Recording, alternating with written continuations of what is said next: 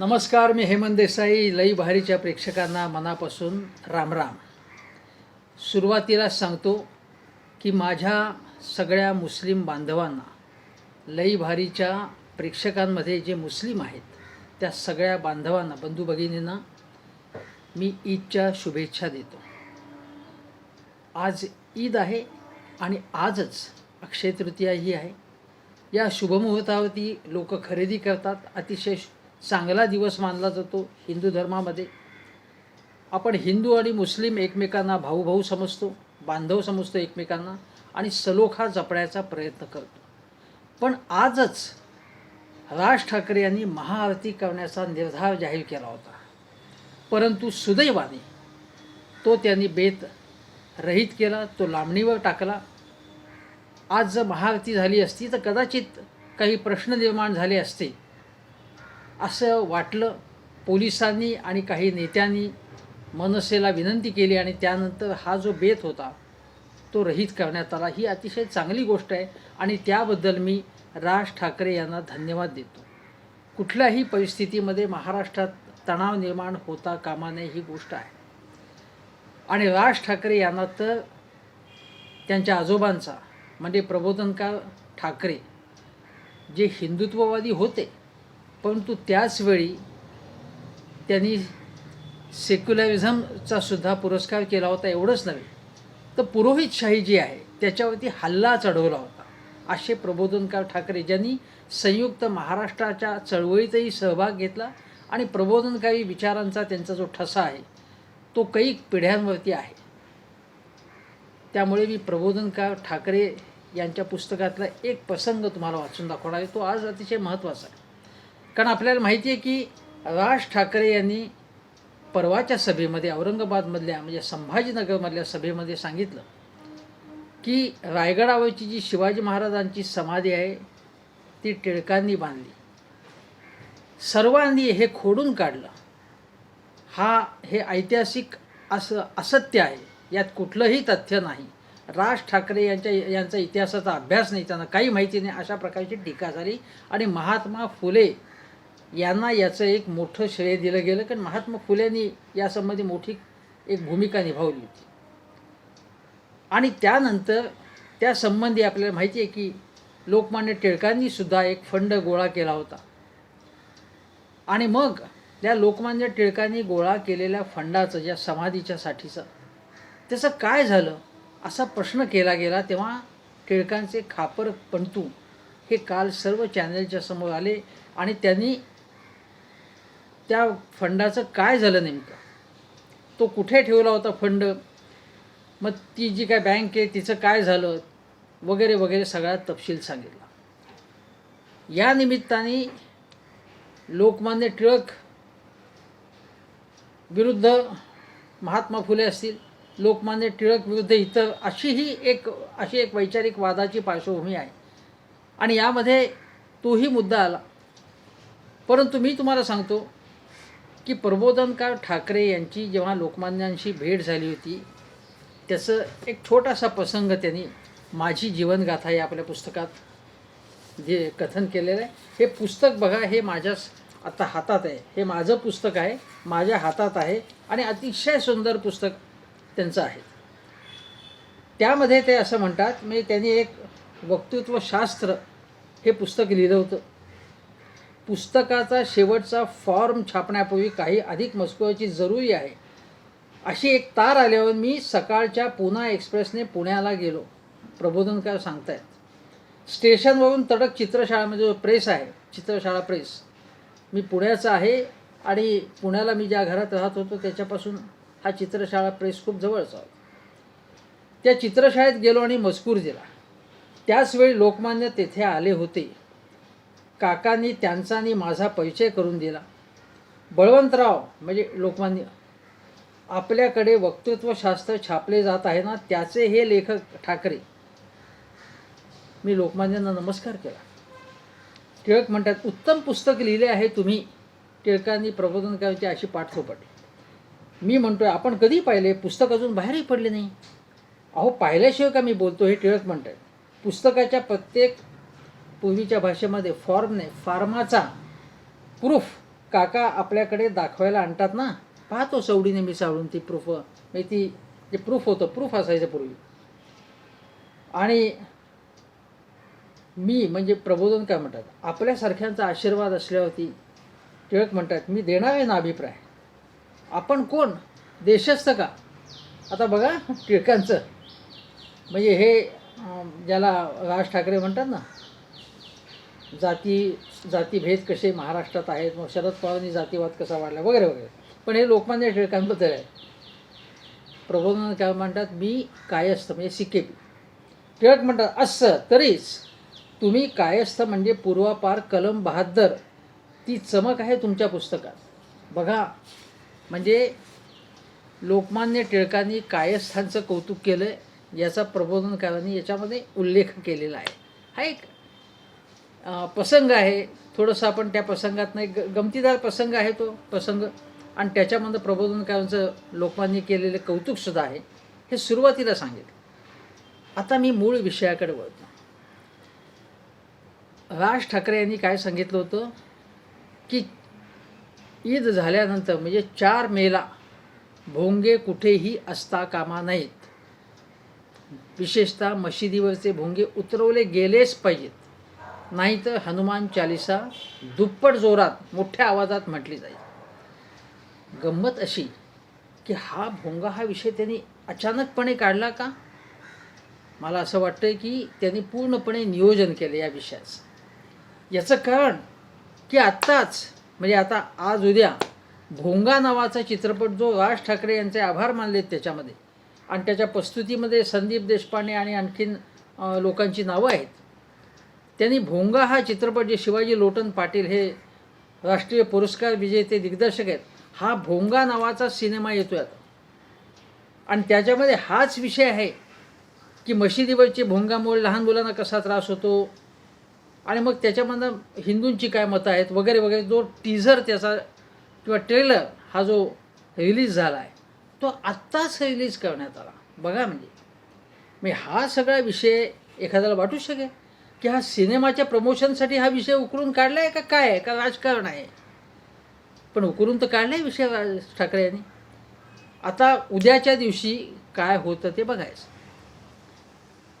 राज ठाकरे यांच्या औरंगाबादच्या सभेतच अनेक अटी घालण्यात आल्या होत्या, काय 16-17 अटी.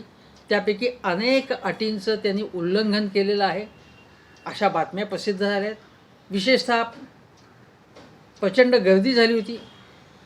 पहिल्यांदा असं सांगण्यात आलं की 15,000च तिथे लोक जमवता येतील किंवा कार्यकर्ते जमवता येतील, त्यापेक्षा जास्त लोक आणण्यात आले होते. त्यानंतर बाकी छोट्या मोठ्या ज्या काय अटी त्यांचं उल्लंघन झालं असेल नसेल, पण त्या सभेमध्ये राज ठाकरे काय म्हणाले की जेव्हा त्यांची सभा चालू असताना एकदम अजान सुरू झाली, तेव्हा राज ठाकरे असं म्हणाले की पोलिसांना मी नम्र विनंती करतो आहे आपल्याला की यांची थोपाडं बंद करा. यांची म्हणजे ज्या मशिदीतून हे भोंग्यातून आवाज येत होतात त्यांची थोपाडं बंद करा. मला आठवते की ही राज ठाकरे यांची भाषा आहे, पण खुद्द मोदींनी सुद्धा त्यांच्या सभेच्या वेळी अजान सुरू झाल्यानंतर ते थांबले होते. खुद्द मोदी, जे मुस्लिम विरोधी वक्तव्य ते आणि त्यांचा पक्ष सतत वक्तव्य त्यांची आपल्याला ऐकायला मिळाली आहेत, ते स्वतः त्यावेळी थांबलेले होते. हे मला आठवते. शरद पवार थांबलेले अशावेळी, आणि अजितदादा पवार हे सुद्धा नाशिकच्या सभेमध्ये, मला वाटतं नाशिकची सभा काल झाली त्यांची, त्यावेळी ते थांबले आणि मग म्हणाले की ही महाराष्ट्राची संस्कृती आहे, ही आपल्या देशाची संस्कृती आहे की प्रत्येकाने दुसऱ्या धर्माचा सुद्धा, दुसऱ्या पंथाचाही आदर करावा. अजितदादा अतिशय चांगलं बोलले, आणि जे चांगलं आहे त्याचं मी कौतुकच करणार. मग ट्रोल करणारे काय वाटेल ते भकोतच म्हणतो, वाटेल ते बडबड करते. अजितदादांचे बाकीचे काय व्यवहार आहेत त्यावेळी मी त्यांच्यावर टीका केलेली आहे, हे आपल्याला आठवतच असेल, प्रचंड टीका केली. पण जे ते चांगले बोललेले आहेत त्याबद्दल मी त्यांचं अभिनंदनच करेन असं अजितदादा म्हणाले. पण थोपाड यांची बंद करा असं जेव्हा राज ठाकरे म्हणाले, तेव्हा त्यामध्ये तिरस्कार, द्वेष आणि संताप दिसून आला त्यांचा. त्यानंतर ते असंही म्हणाले त्या सभेमध्ये, आता त्यांचे उद्गार, च्या आईला काय व्हायचं ते होऊ द्या, असं ते म्हणाले. एकदा होऊन जाऊ दे असं ते म्हणाले. याचा अर्थ काय होतो? हे भावना भडकवणारं वक्तव्य आहे की नाही याचा पोलीस विचार करतील, गृह खातं विचार करतील, पण ठिणगी टाकण्याचा, काडी टाकण्याचा हा प्रयत्न आहे असं माझं तरी स्पष्ट मत आहे.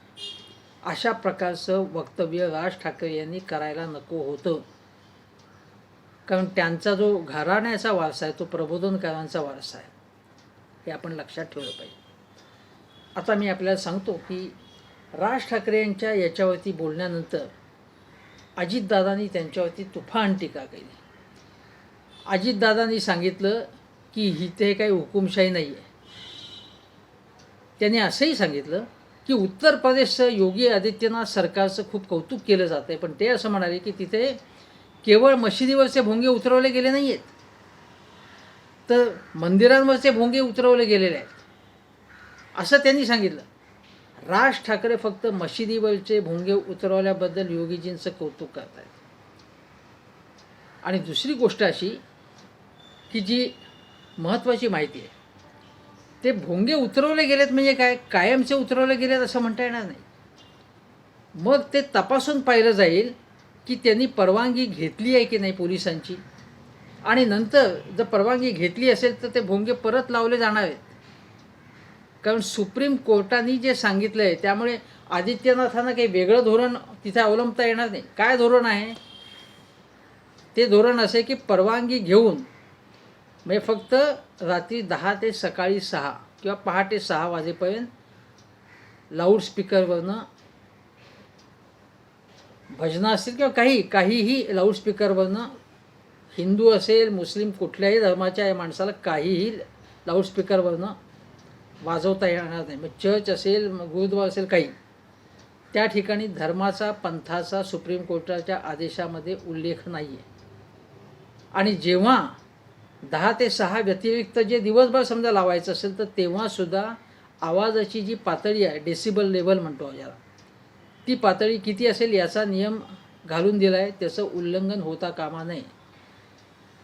आणि जर भोंगे म्हणजे मशिदींवरचे भोंगे हटवण्याचा प्रयत्न आला तर मग काकड आरती होते. अनेक देवळामध्ये म्हणजे ग्रामीण भागामध्ये सुद्धा देवळामध्ये लाऊडस्पीकरवरनं भजनं ऐकू येतात आपल्याला, आरती चालू असते, काकड आरती असेल. हे सगळं त्याच्यावरती नियंत्रण आणायला लागेल. हे चालणार आहे का? हे चालणार असेल तर याचाही आग्रह धरायला लागेल. मग प्रत्यक्षात काय होईल? प्रत्यक्षात आग्रह कशाचा आहे? राज ठाकरे म्हणतात पहिलं ते थांबवा मग हे थांबवा, असं नाही. राज ठाकरे याच्याबद्दल सांगू शकत नाही, सुप्रीम कोर्ट काय ते सांगणार. याचं कारण हा देश हुकुमशाही देश नाही आहे. किंवा कोण राज ठाकरे असतील, उद्धव ठाकरे असतील, अजितदादा असतील, ते सांगू शकत नाही. सुप्रीम कोर्टाचा जे निर्णय आहे तो त्याच्यामध्ये अंमलात आणला जाईल. अजितदादा म्हणाले की आम्हालाही तो नियम लागू आहे, मी उपमुख्यमंत्री आहे किंवा उद्धव ठाकरे मुख्यमंत्री आहेत म्हणून असं वाटेल ते चालू शकणार नाही, हे खपवून घेतलं जाणार नाही. अजितदादांनी एवढंच नव्हे तर अजितदादांनी यामध्ये आपण लक्षात घ्या की अजितदादांनी म्हटलं की केवळ नकला करणं, दुसऱ्यांचे टिंगल करणं हे काय बरोबर नाही. आणि मग त्यांनी स्वतः राज ठाकरे यांची सुद्धा ते रुमाल घेऊन किंवा टॉवेल घेऊन कशा प्रकारे नाकाच्या पुढे धरतात याची त्यांनी नक्कल केली. ते म्हणजे असं दाखवायचा प्रयत्न होता आम्हालाही नकला करता येतात ना, पण आम्ही करत नाही. आणि ते त्यांनी असं सांगितलं की एकूण महाराष्ट्रातलं जे वातावरण आहे, महाराष्ट्रात जो सलोखा आहे तो तुम्ही कायम ठेवा. ते असंही म्हणाले की राज ठाकरे हे कधीही दुपारी अगदी 4-5 वाजेपर्यंत सभा घेत नाहीत. नॉर्मली त्यांच्या सभा रात्री होतात जेव्हा वातावरणात थंडावा येतो, ऊन गेलेलं असतं. म्हणजे थोडक्यात त्यांना म्हणायचं आहे की जी भारतीय जनता पक्ष शिवसेनेवरच्या म्हणजे उद्धव ठाकरेंवर टीका करते की वर्क फ्रॉम होम तसं राज ठाकरे घराबाहेर पडत नाही, ते घरात बसून असतात, उन्हातान्हात जात नाहीत.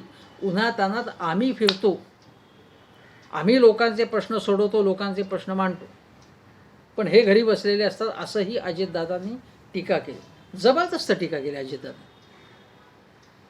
की हा काय प्रकार आहे असं त्यांचं म्हणणं होतं. म्हणजे सगळ्यांनीच टीका केली. म्हणजे एक तर आपण बघितलं अजितदादांचं मी सांगितलं, त्यानंतर जितेंद्र आव्हाडांनी एक प्रश्न उपस्थित, जितेंद्र आव्हाडांनी असं सांगितलंच की महात्मा फुले त्यांच्या म्हणजे महात्मा फुलेंनी समाधीच्या म्हणजे रायगडावरच्या समाधीबाबत महात्मा फुल्यांना जे श्रेय द्यायला पाहिजे होते ते टिळकांना दिल्याबद्दल आव्हाडांनी तर टीका केलीच, जबरदस्त टीका केली आव्हाडांनी. पण ते असं म्हणाले की तुम्ही म्हणता की पवार कधी शिवरायांचं नाव घेत नाहीत, मग तुम्ही शाहू फुले आंबेडकरांचं नाव घेता का कधी, असं राज ठाकरेंनी त्यांनी रोखठोक सवाल केला. आणि हा योग्य सवाल आहे माझा. का विचारायचं नाही हा प्रश्न. मला इथे आठवते की राज ठाकरेंवरती टीका केली तर त्यांच्या चाहत्यांना, आता हे मलाही ट्रोल करतील, ते करतातच सगळे, ते चालत नाही त्यांना. याच ठिकाणी मी जर उद्धव ठाकरेंवरती टीका केली तर खूप प्रशस्ती येईल मनसेच्या समर्थकांकडून. पवारांवर टीका केली तर खूप टाळ्या पडतील. पण मला जी गोष्ट आवडत नाही, मी पूर्वीसुद्धा सांगितलं, तुम्ही प्रेक्षकांना आठवत असेल, पवारांच्या पक्षाने जातीयवाद, जातवाद वाढवला, हे जे राज ठाकरेंनी सांगितलं आहे ते त्यामध्ये मोठ्या प्रमाणामध्ये तथ्य आहे असं मी सांगतोय तुम्हाला. राज ठाकरे यांचा जो मुद्दा पटला आहे तो मी सांगतोय, ती टीका योग्य आहे म्हणून. पण जी टीका अयोग्य आहे त्याचं मी कधीही समर्थन करणार नाही. अविनाश जाधव हे मनसेचे नेते काय म्हणाले की राज ठाकरेंवरती टीका करताना विचार करायला पाहिजे. का असं का, त्यांच्यावर कोणी टीका करायची नाही का? हिंदू जननायक म्हटल्यावरती त्यांचा सगळ्यांनी फक्त गौरवच करायचा, ते काहीही बोलले नाही, असं कसं चालेल? असं नाही चालू शकत. ते जेव्हा इतरांवर टीका करतात तेव्हा त्यांच्यावर टीका होणार. ज्याप्रमाणे मी ज्या व्हिडिओमधून अनेकदा टीका करतो, माझ्यावरती सभ्य शब्दामध्ये कोणी टीका करू शकतं, त्याची मला तयारी आहे, कारण मी सार्वजनिक व्यासपीठावरती बोलतोय. जेव्हा माझी एक विचारांची बाजू आहे तशी दुसऱ्यांची विचारांची बाजू असणार, तेव्हा अविनाश जाधव असतील किंवा बाकीचे जे नेते, एक तर त्यांचे नेते आहेत तर ते तावातावाने बोलत असतात, म्हणजे कोणावरही बोलतात ते. मग उद्धव ठाकरे असतील, सोनिया गांधी असतील, राहुल गांधी असतील, सगळ्यांना ते इशारे देत असतात की यांना कोण विचारते, त्यांना कोण विचारते, अशा प्रकारची त्यांची भाषा असते. ही भाषा खटकणारी आहे, ती भाषा बोलण्याचा त्यांना अधिकार आहे. पण आपला अनुभव किती, आपलं कार्य किती, आपण बोलतोय किती, याचाही प्रत्येकाला विचार केला पाहिजे असं मला वाटतं. आता बघा, मी तुम्हाला याची गोष्ट सांगितली की आव्हाड काय म्हणाले की कधी राज ठाकरे त्यांच्या घराच्या जवळ, मी आपल्याला माहिती आहे की त्यांच्या घरापासून रस्ता क्रॉस केला, अगदी कॅडल रोड किंवा सावरकर मार्ग, की लगेच चैत्यभूमी आहेत, तिथे तर कधी गेलेत का, असा आव्हाडांनी प्रश्न विचारला. त्यानंतर छगन भुजबळांनी सुद्धा त्यांच्यावर टीका केली. जयंत पाटील तर म्हणाले की ईडीमध्ये एकदा जाऊन काय आले आणि राज यांची भाषाच बदलली वगैरे वगैरे. त्यानंतर इतिहासाची तोडमोड केली असं छगन भुजबळांनी सांगितलं. म्हणजे राज ठाकरे हे समाजात विद्वेष पसरवत असून धार्मिक तणाव निर्माण करत आहेत असं सर्व राष्ट्रवादी काँग्रेसच्या नेत्यांनी असं सगळं सांगितलं. आता हे झालं राष्ट्रवादी काँग्रेसच्याबद्दल. उद्धव ठाकरे यांनी सुद्धा टीका केली, त्यांचं नकली हिंदुत्व आहे राज ठाकरे यांचं वगैरे वगैरे, यांना आम्ही काही किंमत देत नाही वगैरे उद्धव ठाकरे म्हणाले. या संदर्भामध्ये हा सगळा विषय चालू असताना एकाच दिवशी 3 ज्या सभा होत्या त्यात उद्धव ठाकरेंनी काय भाषण केलं आपल्याला माहिती.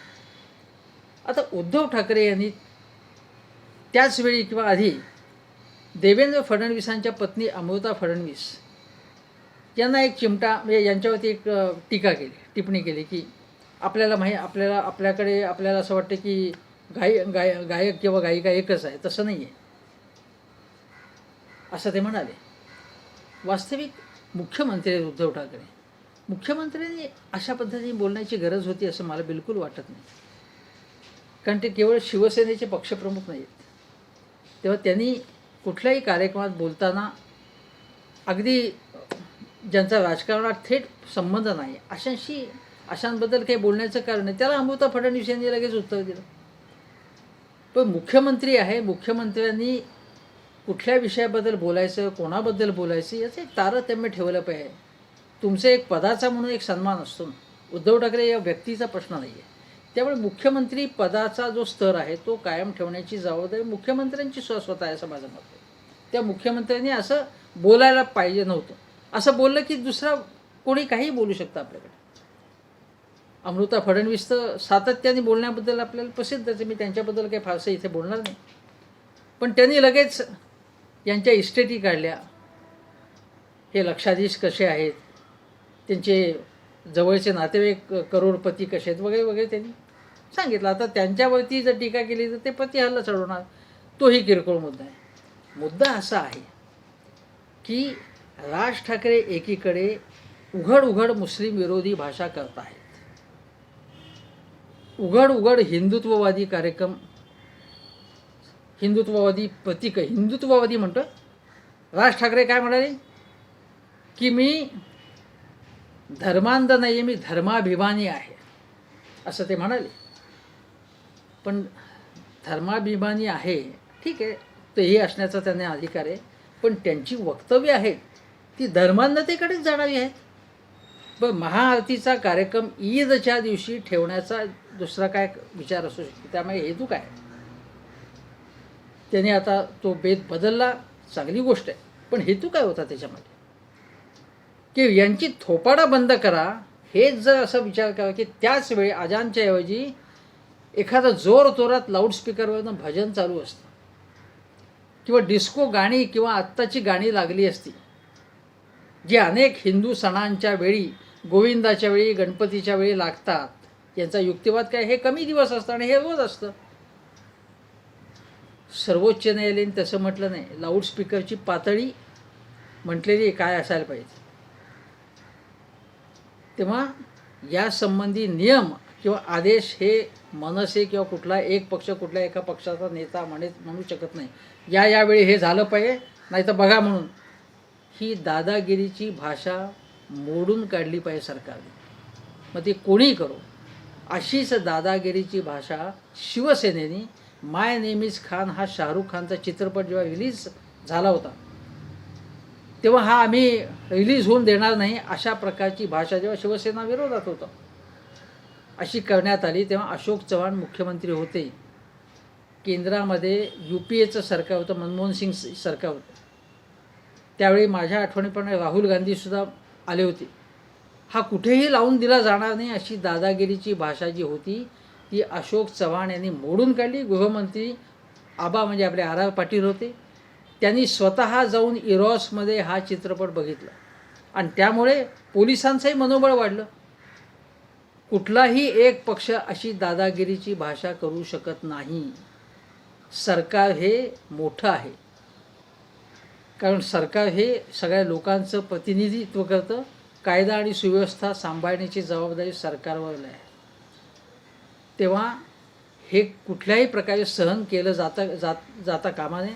दिलीप वळसे पाटील जे गृहमंत्री आहेत त्यांनी आज मीटिंग बोलवली आहे यासंबंधी. आणि कशा प्रकारची आता अशाही बातम्या आल्या आहेत की राज ठाकरे यांना अटक होणार का, काही ठोस कारवाई होणार का. सगळ्यांना अनेक कार्यकर्त्यांना नोटिसा दिल्या गेल्याच आहेत. पण कोणीही कायदा हातात घेऊ पाहिलं तर सरकारने त्याच्यावरती कारवाई केली पाहिजे. कुठल्याही प्रकारचा आतताईपणा चालणार नाही. कारण जरा कुठे खुट्ट झालं तर काहीही होऊ शकतं, हे लक्षात घेतलं पाहिजे. जहांगीरपुरामध्ये, खरगोणमध्ये ठिकठिकाणी काय झालं हे आपण बघा. रामनवमीच्या दिवशी अनेक ठिकाणी दंगल सदृश्य परिस्थिती निर्माण झाली होती. हे होऊ देता कामा नये. आणि जो कोणी दंगल पेटवण्याचा प्रयत्न करेल, वणवा पेटवण्याचा प्रयत्न करेल, हिंदू मुसलमानामध्ये दुही निर्माण करण्याचा प्रयत्न करेल, कुठल्याही अन्य दोन धर्मामध्ये किंवा दोन जातीमध्ये पेटवापेटवी करेल, त्याच्या विरुद्ध सक्त कारवाई केलीच पाहिजे. ही अतिशय महत्त्वाची गोष्ट.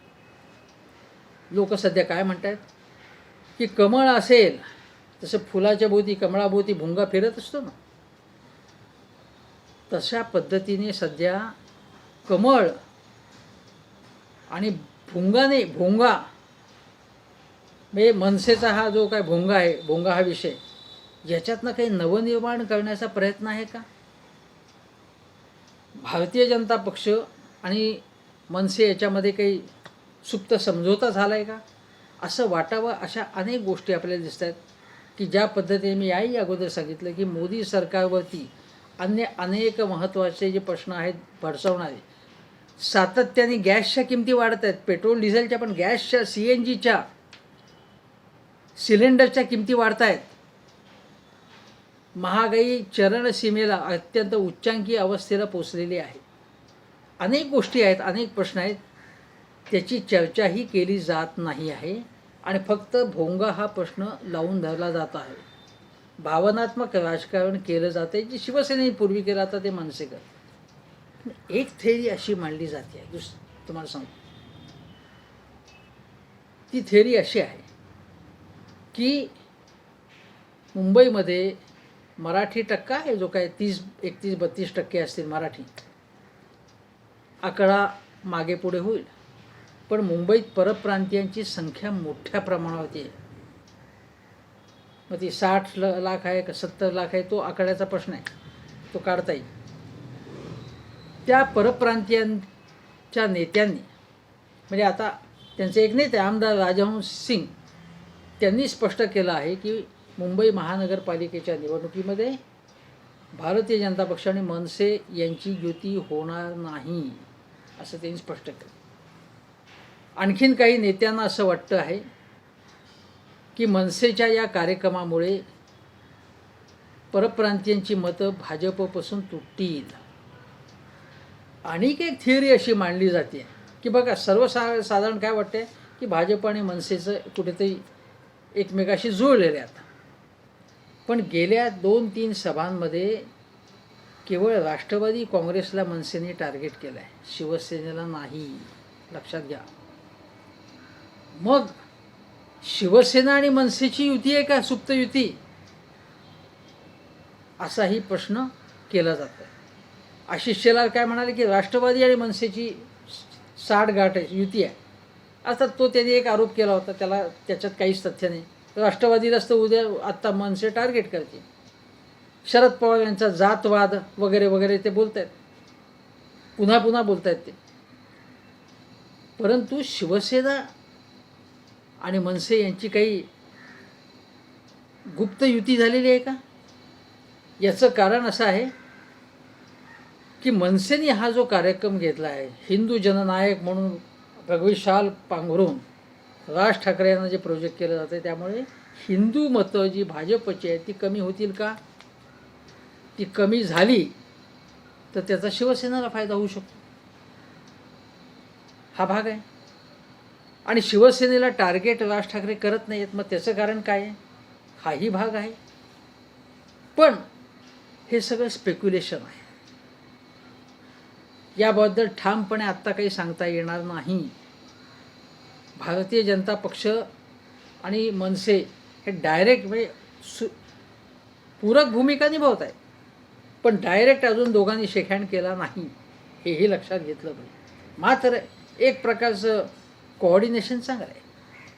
म्हणजे देवेंद्र फडणवीस यांनी ज्या दिवशी सभा मुंबईत घेतली, सभेचं कामकाज 5ला सुरू झालं, देवेंद्रजी व्यासपीठावरती बोलायला लागले आणि त्यांचं भाषण संपलं आणि मग राज ठाकरे व्यासपीठावरती औरंगाबादला संभाजीनगरला अवतीर्ण झाले आणि त्यांची सभा चालू झाली. दोघांनाही हे माहिती आहे.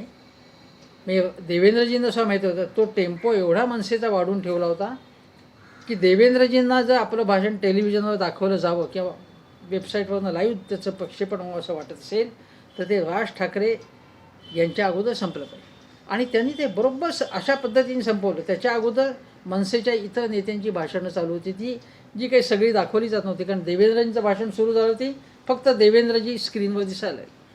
त्यांचं भाषण संपलं आणि मग राज ठाकरे यांचं भाषण सुरू झालं. हा काय योगायोग आहे माहीत नाही, पण लक्षात राहावा असा हा योगायोग आहे. दुसरी गोष्ट अशी की देवेंद्रजींनी त्या सभेमध्ये असं सांगितलं की होय, आम्ही बाबरी पाडण्यामध्ये, म्हणजे बाबरीचा ढाचा, मशीद नाही, मशीद आम्ही कधी पाडत नाही असं ते म्हणाले देवेंद्रजी. पण त्या आंदोलनामध्ये मी स्वतः सहभागी होतो, मी स्वतः तुरुंगात गेलो होतो, जेलमध्ये गेलो होतो. यांनी काय केलं आहे असं दाखवण्याचा प्रयत्न हा कोणी केला? देवेंद्रजींनी. म्हणजे देवेंद्रजी कसं बोलतात माहिती आहे, तावातावानी बोलतात. मी केलं आहे, मी तिथे होतो असं ते म्हणाले. आणि यांनी काय केलं आहे? संजय राऊत काय म्हणाले की हे भ्याडासारखे गप्प बसले होते तेव्हा. बाळासाहेबांनी सांगितलं की जर माझे शिवसैनिक तेथे असतील तर मला त्यांचा अभिमान आहे. आणि आपल्याला माहिती आहे की मोरेश्वर सावे, विद्याधर गोखले, विशेषतः मोरेश्वर सावे आणि सतीश प्रधान हे तिथे होते. त्या आंदोलनात काही शिवसैनिक होते. मग असं सांगण्यात आलं की बघा, अडवाणी तिथे होते. आणि मग अचानकपणे या सगळ्या गोष्टी सुरू झाल्या. कारसेवक चढले आणि मशिदीचा ढाचा पाडण्याचा प्रयत्न सुरू झाला. तेव्हा मग हे करू नका असं सांगण्यासाठी प्रमोद महाजनांना पाठवलं, पण ते ऐकत नाही. ते कधी मराठीत बोलत आहेत असं उमा भारतींनी अडवाणींनी सांगितलं की उमा भारतींनी त्यांनी तिथे पाठवलं. याचा अर्थ तिथे शिवसैनिक होते हे संजय राऊतांना सांगायचं. आता इथे एक गंमत सांगतो. राम जन्मभूमी आंदोलन जे आहे ते भीमपणे आधी सुरू केलं. त्यानंतर अडवाणीजींनी रथयात्रा काढली आणि मग देशभर यात्रा काढली. दादरला ही यात्रा आली होती तेव्हा मी स्वतः तिथे गेलो होतो. अडवाणींची रथयात्रा आली होती, प्रमोद महाजन तिथे होतो. शिवसेना भवनच्या समोरच ती यात्रा आली. आणि ही गोष्ट आता याला 30 वर्ष झाली. आता 30पेक्षाही जास्त वर्ष झाली. आता हे सगळं घडत होतं. आता ज्यावेळी बाबरी मशीद पाडली गेली त्यावेळी लगेच लालकृष्ण अडवाणी हे म्हणाले की बाबरी मशीद पाडण्याचा कार्यक्रमच नव्हता, तो आमचा हेतू नव्हता असं त्यांनी तरी सांगितलं. ते पटेल असं नाही सगळ्यांना, किंवा खरं वाटेल असं नाही सगळ्यांना, पण ते असं म्हणाले की बाबरी मशीद पाडण्याचा आमचा हेतूच नव्हता. पण अचानकपणे काही कारसेवकांनी ही गोष्ट केली आणि त्यानंतर लगेचच मला आठवते की त्या दिवशी अडवाणीजी तिथे होते आणि नुकतंच या सगळ्या गोष्टींचं थोडं थोडं प्रक्षेपण व्हायला लागलं होतं काही चॅनेल्सवर. आणि हे प्रक्षेपण झाल्यानंतर देशातलं वातावरण आणखीन भडकलं. आजच्यासारखे 24 तासाचे चॅनेल्स त्यावेळी असते तर प्रचंडच भडका उडाला त्यापेक्षा जास्त दंगली झाली असते. कारण सुदैवाने तेव्हा इतके चॅनेल्स नव्हते. आज आपल्याला माहिती आहे की कशा प्रकारे आततायी पद्धतीने प्रक्षेपण केलं जातं, 11 ताळ्या पद्धतीने. त्याच्याबद्दल मी बोलणार आहे 2 मिनिटांनंतर. तर अडवाणींनी लगेच त्यावेळी खेद व्यक्त केला होता, हे मला अजूनही आठवतं. बाबरी मशीद पाडल्यानंतर खेद व्यक्त केला होता आणि वाजपेयींनी तर तीव्र दुःख व्यक्त केलं होतं. एका चॅनलवरची वाजपेयींची मुलाखत मी काल पुन्हा बघितली आणि त्यामध्ये ते म्हणाले की हे सगळं अचानक झालं, अतिशय वाईट झालं, बाबरी मशीद पाडली जाणं चुकीचं आहे आणि मी त्याबद्दल सॉरी म्हणतो. आपल्या पक्षाच्या वतीने त्यांनी खेद प्रदर्शित केला वाजपेयी. ज्या गोष्टीचा वाजपेयी आणि अडवाणी जे शीर्षस्थ नेत्यांनी खेद प्रदर्शित केला, आता तो आपल्याला माहिती आहे की मुरली मनोहर जोशी, उमा भारती, अडवाणी सगळ्यांवरती आरोपपत्र दाखल करण्यात आलं होतं. त्याचा निकाल लागला, ते सगळे सुटले त्याच्यातनं, हे सगळे आपल्याला माहिती. राम मंदिराचं कामही आता सुरू झालेलं आहे. पण हे सगळं रामायण झाल्यानंतर आता देवेंद्र फडणवीस म्हणत आहेत की हो आम्ही तिथे होतो, आणि त्यांनी त्याचा अभिमानाने सांगितलं की मी तिथे होतो. मग इतके वर्ष त्यांनी काय सांगितलं नाही माहीत नाही मला. इतके वर्ष मी तिथे गेलो होतो हे त्यांनी कधी ठळकपणे सांगितलं असं मला तरी माहीत नाही. त्यांच्या कार्यकर्त्यांना माहीत असेल तर गेले असतील ते. पण हे अभिमानास्पद कृती होती असं ते म्हणतात. तुमचे शीर्षस्थ नेते याच्याबद्दल दुःख व्यक्त करतायत, एक प्रकारे देशाची माफी मागतायत. कारण भारताच्या धर्मनिरपेक्षतेला झालेली ती जखम होती, आणि बाबरी मशिदीचा ढाचा पडल्यानंतर किंवा मशीद पडल्यानंतर उद्ध्वस्त केल्यानंतर देशामध्ये दंगे झाले, मग बॉम्बस्फोट झाले, आणि हा सिलसिला सुरू झाला. याबद्दल तुम्ही अभिमान व्यक्त करता? तुम्ही महाराष्ट्राचे मुख्यमंत्री होता, घटनात्मक पदावरती होता, आता तुम्हाला पुन्हा त्या पदावरती बसायचं आहे. शर्मेची गोष्ट ही, खरोखर ही सगळ्यात शर्मेची गोष्ट आहे. याचा तीव्र शब्दामध्ये धिक्कार व्हायला पाहिजे. माधव गोडबोले जे अतिशय ज्येष्ठ सनदी अधिकारी होते, विचारवंत लेखक, ज्यांचं अलीकडेच निधन झालं, त्यांनी त्यावेळी सांगितलं होतं की बाबरी मशिदीचं रक्षण झालं पाहिजे.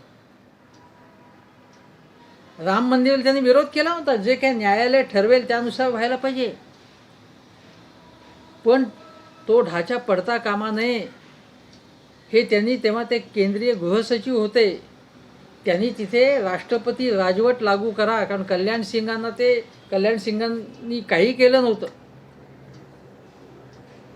असं म्हटलं होतं, राष्ट्रपती राजवट लागू करा. आणि ज्यांनी घटनेनुसार वागण्याची शपथ घेतली, संविधानाच्या बद्दल, बाबासाहेब आंबेडकरांबद्दल जे बोलतात, सतत प्रेमाचं भरतं आलेलं असतं या लोकांना सगळ्यांना.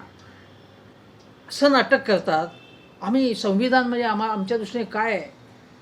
मोदी तर म्हणाले की हे घटना, संविधान म्हणजे आमचं लोकशाहीचं सगळं मंदिर कसं आहे, आम्ही त्याचे उपासक कसे आहोत.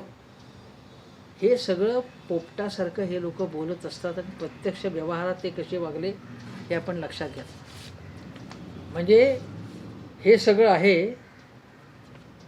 हे अत्यंत धक्कादायक आहे, आणि याच्यात कोणाला कसं खटकत नाही आहे. हे ज्यामुळे दंगे भडकले, ज्या कृतीमुळे, त्याचं समर्थन करताय तुम्ही. लाज वाटायला पाहिजे, लाज. दुसरी गोष्ट, अजितदादांनी पुण्यामध्ये पत्रकारांच्या एका पुरस्कार सोहळ्यात सांगितलं की सोशल मीडियाचा कसा दुरुपयोग होतो, गैरवापर केला जातोय. सगळी नकारात्मक बातम्या, आरोप प्रत्यारोप हे सगळं टेलिव्हिजनमधनं, सोशल मीडियावरनं दाखवलं जातं. कोणाला किती महत्त्व द्यायचं. मी एक पोस्ट टाकली होती काही दिवसांपूर्वी, कोणाला किती महत्त्व द्यायचं आहे. मी एक पोस्ट अशी टाकली होती की अमुक नेता आता गाडीत बसला, आता तो गाडीत बसला, आता गाडी निघाली, गाडी भाषणाच्या ठिकाणी आली, गाडीतनं उतरले, आता ते व्यासपीठाच्या दिशेने जातात. काय चाललंय? 24 तास प्रक्षेपण करता, आणि एकाच नेत्याचं का तुम्ही एवढं प्रक्षेपण करता. परवा देवेंद्र फडणवीस एका चॅलेंजच्या कार्यक्रमामध्ये त्याने मस्त चपराक लावली. मी त्या देवेंद्र फडणवीसांचं कौतुक आहे. त्यांना असा प्रश्न विचारला, त्यांना ऐकून की हे काय महाराष्ट्राची जी अधोगती होत चालली आहे राजकारणाची, त्याचं काय. तेव्हा ते म्हणाले की रोज सकाळी एक नेता 10 वाजता, म्हणजे संजय राऊतांना उद्देशून ते म्हणाले की बोलायला येतो, आणि तुम्ही ते लगे रोज दाखवता, रोजच्या रोज दाखवता, मग ते आरोप करतात, मग आम्ही त्याला प्रत्युत्तर देतो, हे तुम्ही दाखवता. हे काय चाललं आहे? मग ही बातमीदारी आहे का, असा माझा प्रश्न मी माझ्या पोस्टमधनं उपस्थित केला होता. की महाराष्ट्रातल्या नागरिकांचे, ग्रामीण भागातल्या शेतकऱ्यांचे, शेतमजुरांचे, कामगारांचे प्रश्न हे मांडण्यापेक्षा हे काय दाखवताय तुम्ही. किंवा ज्या कामगार दिनी, 1 मे हा जागतिक कामगार दिन, त्यात सगळे जाती धर्माचे कामगार, जगातले सगळे जाती धर्म पंथ, देशातले सगळे कामगार, त्यांची युनिटी, एकता दाखवतो आपण. त्या कामगार उद्ध्वस्त झाले कंप्लीटपणे. उद्योगपतींनी त्याला संपूर्ण वाट लावली कामगारांची, त्यांचे हक्क चिरडले जात आहेत. त्याबद्दल एक शब्दही राज ठाकरेंनी बोलावंसं वाटलं नाही. एक शब्द नाही बोलावंसं वाटलं त्यांना. आणि तुमची तिथे सभा होती, महाराष्ट्र दिन होता, मग महाराष्ट्र दिन तुम्ही का नाही साजरा केला? तुमच्या सभा घेऊन साजरा केला असं म्हणलं असाल तर ठिकठिकाणी महाराष्ट्र दिन का नाही साजरा केला तुमच्या शाखांनी? का सगळे लोक तिकडे गेलो ते शाखांना कुलूप लावून तुमच्या? हा प्रश्नही विचारला जाईल ना. हे काय चाललंय महाराष्ट्रामध्ये? आता अजितदादांनी जे सांगितलं की काय दाखवायचं काय नाही, कोणाला किती, रिकाम टेकड्यांना तुम्ही जास्त महत्त्व देऊ नका असंही ते म्हणाले. ते कोणाला उद्देशून होते? त्या अर्थात राज ठाकरेंना उद्देशून होते. पण तीव्र शब्दामध्ये टेलिव्हिजनच्या कव्हरेजबद्दल देवेंद्र फडणवीस आणि अजितदादा पवार यांनी नाराजी व्यक्त केली. त्याच्याबद्दल एखाद्या पक्षाची ताकद किती आहे, त्याला किती महत्त्व द्यायचं, अचानक काय इतकं महत्त्व दिलं जातं? मी केवळ मनसेबद्दल म्हणत नाही, कुठल्याही गोष्टीला किती महत्त्व द्यायचं. आता एक दिवस मला आठवते की गोपीचंद पडळकर, सदा बोखोत, काय एकदम हिरो बनवलं होतं त्यांना. कधी आहे गुणरत्न सदा होते, ते काय वाटेल ते बोलत आहेत, ते दाखवत आहेत सतत. वर्तमानपत्रामध्ये मी अनेक वर्ष काम केलं, ते आम्ही जे संपादन करताना कशाला किती महत्त्व द्यायचं, कशाला किती वेटेज द्यायचं, कुठली बातमी पेपरमध्ये कुठल्या स्थानी द्यायचं याचा विचार करायचो. तर टेलिव्हिजन चॅनलमध्ये हा कोणी विचार करत नाही का की कोणत्या प्रश्नाला किती महत्त्व द्यायचं? का केवळ काही अनेक ठिकाणी तो केवळ एंटरटेनमेंट करायची असेल बातम्यामधनं तर वाटेल ते दाखवता येईल ना. कंगना रनौतच्या घरी रोज कॅमेरा नाही, तुम्ही काहीही बरळते ते दाखवावंच तुम्ही. पण ते दाखवायचं का दाखवू नये याचं काही म्हणजे तिथे संपादक असतो ना. स्पर्धा, चुरस, TRP हे सगळं मान्य आहे, पण काहीतरी ताळतंत्र, विवेक असला पाहिजे का नाही, हाही विचार आपण केला पाहिजे. आता दुसरी गोष्ट म्हणजे मी पुन्हा सांगतो की अल्टिमेटम देणं की उद्याच्या उद्या व्हायला पाहिजे हे खपवून घेता कामा नये सरकारने. हे गोष्ट नंतर मी मगाशी म्हटल्यामुळे कायदा सगळ्यांना लागू आहे, हाही मुद्दा एक आहे. नंतर मी मगाशी ज्याचा उल्लेख केला की अजितदादा म्हणाले की उन्हातान्हात आम्ही फिरतो, शरद पवार अजूनही तशा सभा घेतात, पण राज ठाकरे उन्हातान्हात सभा घेत नाहीत. थंडावा आला रात्री की रात्री आरामात ते घराबाहेर निघतात आणि सभा घेतात, अशी टीका अजितदादांनी त्यांच्यावर केली. आता ही टीका होणार, दोन्ही गोष्टी आहेत त्याला. नंतर जे काही राहिलेत मुद्दे त्याच्याबद्दल मला बोलायचं आहे की आता या पुढच्या काळामध्ये जे शेवटचा मुद्दा असा आहे की राज ठाकरे असं म्हणाले की प्रबोधनकारांचा वारसा माझ्याकडे आहे, हे मला मान्य आहे, पण प्रबोधनकार हिंदुत्ववादी असं ते म्हणाले. मी असं म्हणतो की प्रबोधनकारांनी हिंदुत्ववाद स्वीकारताना धर्मांतराला त्यांनी विरोध केला होता, पण त्यांनी कुठेही अशा प्रकारे जहाल वक्तव्य करून मी हिंदू मुस्लिमात दुही निर्माण व्हावी असं त्यांचं राजकारण नव्हतं. त्याचप्रमाणे एकीकडे म्हणायचं की कर्मकांड मला मान्य नाही आहे, प्रबोधनकारांचा हा वारसा मी मान्य करतो असं राज ठाकरे म्हणाले. पण त्याचवेळी तुम्ही जर पुण्यामध्ये बघितलं तर अनेक भटजी येऊन मंत्रपठण करत होते, वेगवेगळे विधी करत होते, तेच औरंगाबादला झालं. आता हे काय?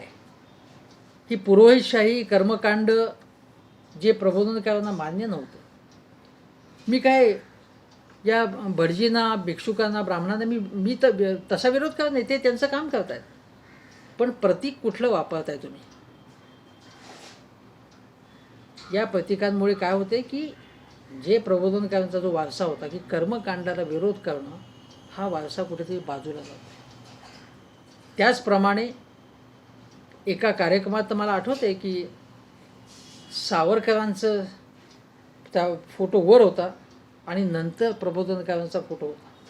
मी तुम्हाला सांगतो की प्रबोधनकारांनी म्हणजे प्रबोधनकारांचे सहकारी होते. ब्राह्मणेतर चळवळ पूर्वी झाली होती, त्या ब्राह्मणेतर चळवळीत CK बोले होते, वारा कोठारी जे पुण्यातल्या प्रभातच्या दैनिकाचे संस्थापक, संयुक्त महाराष्ट्र चळवळीत ज्यांचा मोठा सहभाग होता, ते ब्राह्मणेतर चळवळीमध्ये होते पण तिथून ते बाहेर पडले आणि हिंदू सभेकडे हे नेते वळले. पण प्रबोधनकार ठाकरे हे ब्राह्मणेतर चळवळीमध्ये होते, पण त्यांनी ब्राह्मणेतर चळवळ काय होती? ब्राह्मणी वर्चस्व, उच्चवर्णीयांची जी सगळी व्यवस्था, जे प्राबल्य होतं त्याला विरोध करण्यासाठी, ब्राह्मणांना नाही त्या व्यवस्थेला विरोध करण्यासाठी ही चळवळ झाली. पण प्रबोधनकार त्या चळवळीतनं हिंदू महासभेकडे, संघाकडे वळले नाहीत. प्रबोधनकारांनी संघाच्या एकूण सगळ्या पारंपरिक विचारांवरती टीकाच केली होती. प्रबोधनकारांनी बाळासाहेब ठाकरे यांनी सतत टीका केली. उद्धव ठाकरे टीका करतात की घंटा बडवणारं जानवेधारी आमचं काही अशा प्रकारचं हिंदुत्ववाद नाही, आमचा वेगळा आहे, हे वारंवार सांगायचं ते प्रयत्न करतात. मग हा जो वारसा आहे प्रबोधनकारांचा किंवा अगदी बाळासाहेबांचा सुद्धा, जो सनातनी विचारांकडे जाणारा नाही, तो मनसेनी जपावा अशी अपेक्षा आहे. ज्यामध्ये केवळ बाबासाहेबांचा जन्मदिन असेल किंवा महापरिनिर्वाण दिन, तो केवळ साजरा करणं, समारंभपूर्वक सोहळे करणं हे नाही. त्याच्या ते सोहळे करा तुम्ही, त्याच्या पलीकडे जाऊन बाबासाहेबांचा विचार, म्हणजे ज्या वेळी दलितांवरती अत्याचार होतील तेव्हा तुम्ही रस्त्यावरती उतरणार आहात का? हा प्रश्न महत्त्वाचा आहे. दलित अत्याचार महाराष्ट्रात वाढत आहेत. तुम्हाला जर महाविकास आघाडी सरकारला विरोध करायचा असेल तर हा मुद्दा घ्या ना तुम्ही. महाराष्ट्रात का दलितांवरचे अत्याचार वाढत आहेत? महाराष्ट्रात महिलांवरचे अत्याचार का वाढत आहेत? तुम्ही अटॅक करा महाविकास आघाडी सरकारवरती, त्याच्यावरती हल्ला करा, त्याच्यावरती हे प्रश्न मांडा ना तुम्ही. महाराष्ट्र सरकार स्वतःच्या पातळीवरती, केंद्र सरकार काय करायचं आहे, महाराष्ट्र सरकार महागाई रोखण्यासाठी स्वतः काही पावलं उचलणार की नाही हा प्रश्न विचारा तुम्ही. पण हे प्रश्न न विचारता कुठलेही महाविकास आघाडी सरकारवर हल्लाबोल करा तुम्ही, राष्ट्रवादीवरती हल्लाबोल करा, पण प्रश्न भावनात्मक काढू नका, जात धर्माचे काढू नका तुम्ही प्रश्न. कार्यक्रम तुम्ही एक सांगा की आमचा हा कार्यक्रम आहे. महाराष्ट्र सरकार हे सर्वसामान्य माणसाचं कुठलंही कल्याण करत नाही आहे. मग शेतकऱ्यांचे प्रश्न हाती घ्या, पण तुम्ही फक्त पुणे, मुंबई, नाशिक इतक्या याच्यातच घोटाळ्यात राहिलात तुम्ही, तर हा पक्ष वाढेल कसा? मी एकदम मराठी पाट्यांचा मराठी प्रश्न हाती घ्यायचे. कधी मोदींचं कौतुक करायचं, कधी मोदींवर टीका करायची, कधी पवारांची मुलाखत घ्यायची ना तर अचानक पवारांवरती टीका करायला सुरुवात करायची. याच्यातनं गोंधळ माजतो केवळ. आणि हा गोंधळ इतका मोठ्या डेसिबल लेवलचा आहे की लोकही गोंधळून गेलेत. एक प्रकारे लाऊडस्पीकरवरनं या गोष्टी लोकांपर्यंत जात आहेत की मनसेला नेमकं म्हणायचे काय, करायचे काय. मग अजितदादा पवार आणि अन्य नेते म्हणतात की हा सुपारीबाज पक्ष आहे. हा आरोप काही जणांना खरा वाटू शकेल. यासाठी मीही आवाहन करतो की मनसेने ठामपणे भूमिका काहीतरी आपली नक्की करावी. पण नमाज, भोंगे हे जे विषय आहेत हे सामाजिक विषय असं म्हणायचं आणि त्याला धार्मिक वळण कशा प्रकारे दिलं जातं. आता मला आठवते की या सभेमध्ये सुद्धा जेव्हा राज ठाकरे यांनी थोपाडा बंद करा हे सहन करणार अशी भाषा केली तेव्हा त्याला जबरदस्त प्रतिसाद मिळाला. म्हणजे तुमचे कार्यकर्ते सुद्धा तुम्ही जे म्हणताय, तुम्ही जो कार्यक्रम दाखवत आहे थोपाडा बंद करा हा मुस्लिम द्वेषाचा कार्यक्रम आहे, त्याला तिथे रिस्पॉन्स मिळाला ही धोक्याची घंटा आहे. आणि मग एक दोन कार्यकर्ते त्यांनाही कसा त्रास होतो म्हणायचं. पण मी तुम्हाला सांगतो की नवरात्रामध्ये मी याही अगोदर सांगितलं की माझे काही मित्र जे आहेत ते नवरात्रामध्ये मुंबईच्या मराठी वस्तीमधनं बाहेर आपल्या सोसायटीतनं बाहेर जातात, नातेवाईकांकडे राहतात 9 दिवस, कारण त्यांना तिथे राहणं अशक्य होतं. त्यांच्या सोसायटीमध्ये धिंगाणा सुरू असतो. मग हा फक्त 9 दिवस धिंगाणा आहे म्हणून चालायचं, खपून घ्यायचा? हे खपून घेता कामा नये. सुप्रीम कोर्टाचाच आदर केला पाहिजे.